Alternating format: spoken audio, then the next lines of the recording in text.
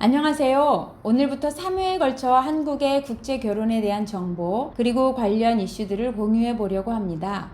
국제 결혼에 대해 살펴볼 내용들이 생각보다 좀 방대하더라고요. 그래서 3번 나누어서 영상을 제작하려고 하고요. 그럼 먼저 오늘은 한국 국제 결혼의 최근 현황과 까다로워진 국제결혼 심사의 자격 기준에 대해 함께 알아보겠습니다. 지난 20년간 한국의 국제결혼은 농촌 총각 문제 해결을 위한 결혼 이민을 장려하면서 증가하였습니다. 2005년을 기점으로 감소 추세를 보였다가 최근에는 다시 증가하는 경향을 보이고 있습니다. 2024년 기준 전체 혼인 중 국제결혼 비중은 약 8.7%로 전년보다 1.9%포인트 증가하였습니다. 외국인 아내의 국적으로는 상위 3개국은 1위 베트남 27.6%, 2위 중국 19%, 3위로는 태국 1% 순이고 외국인 남편의 국적으로는 1위가 미국 29.6%, 2위는 중국 16.1%, 3위는 베트남 12.6% 순입니다. 결혼 이민자 국내 체류 현황을 알아보겠습니다. 2024년 말 기준으로 국내에 체류 중인 결혼 이민자는 약 18만 명으로 전년 대비 3.7% 증가하였습니다.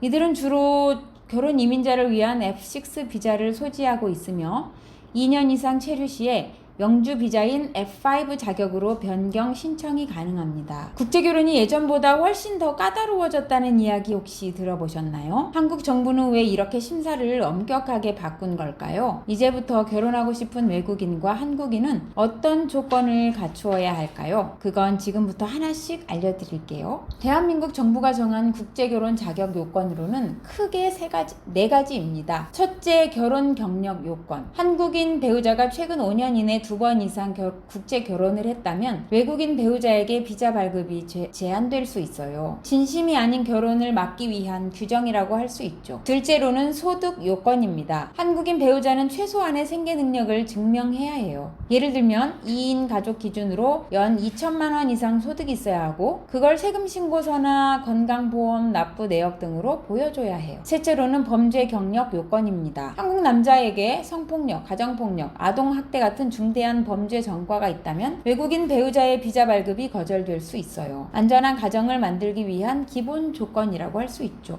넷째로 주거 요건입니다. 결혼 후에 함께 살 주거지를 확보해야 하는데요. 전세든 자가든 상관없지만 계약서나 증빙 자료가 필요하고 부모님의 집에서 살 경우에는 배우자의 거주 동의서도 있어야 해요. 그렇다면 왜 이렇게 까다로워졌을까요? 이유 하나, 위장 결혼을 방지하기 위해서입니다. 예전에는 외국인이 체류 목적이나 돈을 벌기 위해 가짜 결혼을 하는 경우도 있었어요. 이런 경우를 막기 위해 결혼이 진짜인지 철저히 따지는 거죠. 이유 둘, 외국인 배우자의 인권 보호를 위해서입니다. 한국에 온 외국인 아내나 남편이 폭력이나 무시를 당하는 일이 있었습니다. 그래서 범죄 경력, 소득, 거주지까지 다 따져서 안정적인 결혼인지 먼저 확인하게 된 거예요. 이유 셋, 이혼 또는 적응 실패를 방지하기 위해서입니다. 한국말을 전혀 못하거나 한국 사회를 이해 못해서 결혼 후 1, 2년 안에 이혼하는 경우가 많았어요. 그래서 지금은 외국인 배우자도 한국어 능력과 사회 통합 교육 이수가 필요해졌죠. 마지막으로 중개업체의 무분별한 소개를 막기 위해서입니다. 과거엔 일부 결혼 중개업체가 나이 차이 30살 조건으로 신상을 위조하여 무책임한 소개를 하기도 했어요. 그래서 공식적인 국제결혼 중개업체들에게는 중개업 등록제와 표준 계약서 그리고 신상 정보 공증 의무 등이 생겼고 정부에서 요구하는 교육 등을 이수해야 합니다.